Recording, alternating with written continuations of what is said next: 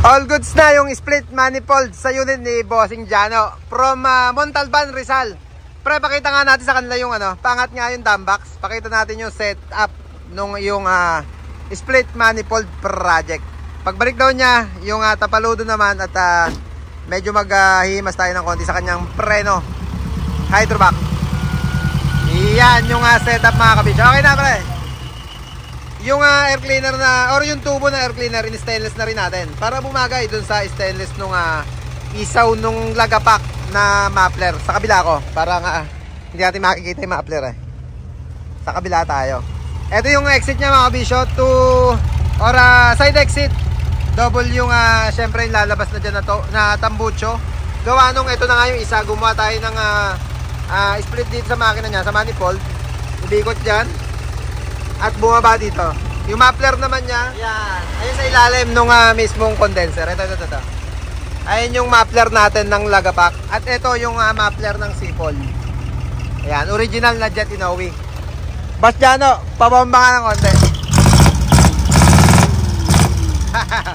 Yung banayan nga yung sipol lang ang patunogin natin.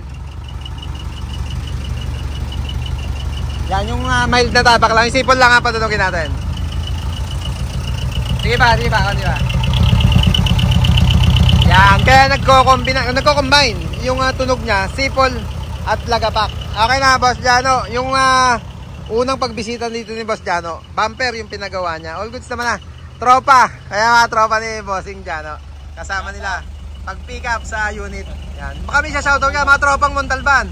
Shoutout sa mga Wonder Pets. Wonder Pets daw. Yan, taga Montalban sila mga kabisyo. Sir Jano, thank you. At video lang natin. Segway natin kita bossing. Ano pangalan nung may-ari? Boss Jason po. Jason, pandi kayo no? Yes po. Ang naging project naman dito mga kabisyo sa unit nila D5.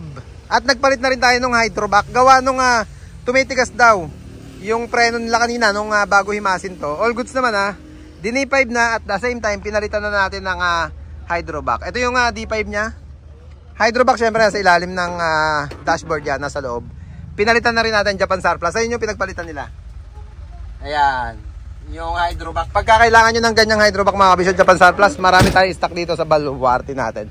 Ayan. Ang naging project na dito, D5 at yung kay Bossing Jano. Tawag dito. Split manifold. Pasok muna ako sa loob. Pakita ko lang yung unit pa dito ni Sir Pilien. Meron tayong side grill at tapaludo project. Si hijacker, kinukusi-kusi nila. Tanggal lahat ang ilaw.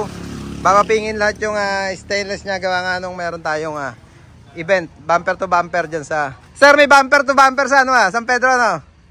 Yan, attend uli kami. Tapos, sa next Saturday naman, June 7, Baliwa. June 7 at May 31, yung bumper to bumper. Si Sir Hermian dito, pinapagawa yung unit nila. Service, pagka may mga show, si bumper to bumper, Sir Jonathan.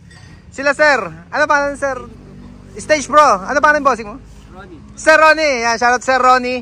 Kaibigan ni Sir Jonathan Chio ng bumper to bumper. Sila yung official na ginagamit ng bumper to bumper pag may mga event. Lights and sounds ba yun nyo? Lights and sounds, syempre. Stage Pro. Yan, nandito sa baluarte natin. Kaya si hijacker, medyo i-retouch natin. Diba? Konting retouch ng pintura para goods na goods pagdating sa San Pedro at sa Baliwag. Eto na, Sir Pilen. All goods na from Paranaque. Syempre, two-liner na side grill yung pinagawa niya. Pati yung toolbox, stainless na request nilang bracket. Dibisagra, tapaludo, yung isang bali lang niya. Side grill likod.